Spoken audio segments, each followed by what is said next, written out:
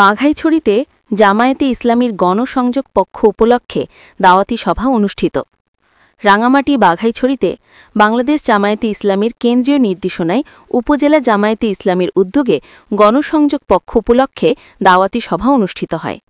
বৃহস্পতিবার 18 সেপ্টেম্বর রাত 9 ঘটিকায় বৃহত্তর মুসলিম ব্লক মসজিদ মার্কেটে এই গণসংযোগ পক্ষ উপলক্ষে দাওয়াতি সভা অনুষ্ঠিত হয়। উক্ত আলোচনা সভায় বাঘাইছড়ি পৌর জামায়াতের সভাপতি মাওলানা নিয়ামতুল্লাহর সভাপতিত্বে প্রধান অতিথি হিসেবে উপস্থিত ছিলেন রাঙামাটি পার্বত্য জেলা জামায়াতের সেক্রেটারি মোহাম্মদ মনসুরুল হক।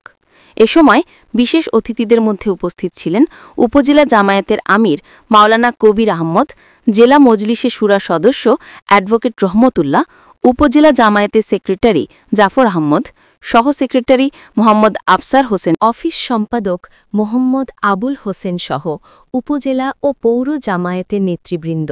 মারিশা ইউনিয়ন সেক্রেটারি মোহাম্মদ ওমর ফারুকের সঞ্চালনায় অনুষ্ঠানে স্বাগত বক্তব্য রাখেন প্রচার সেক্রেটারি ডাক্তার সর্দার আব্দুর রহিম। অনুষ্ঠানে বক্তারা জুলাই বিপ্লবের শহীদদের শ্রদ্ধার সঙ্গে স্মরণ করেন।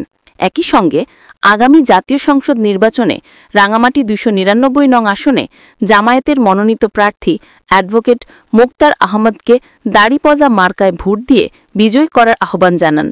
বক্তারা আরও বলেন, আগামীতে যদি জামায়াত ক্ষমতায় আসতে পারে তাহলে সকলের ন্যায় ইনসাফ প্রতিষ্ঠিত হবে, দুর্নীতি ও চাঁদাবাজি বন্ধ হবে, বেকারত্ব দূর হবে এবং দাঁড়িপাল্লায় PR পদ্ধতিতে ভোট দিয়ে জামায়াত ইসলামীর হাতকে শক্তিশালী করার আহ্বান জানান।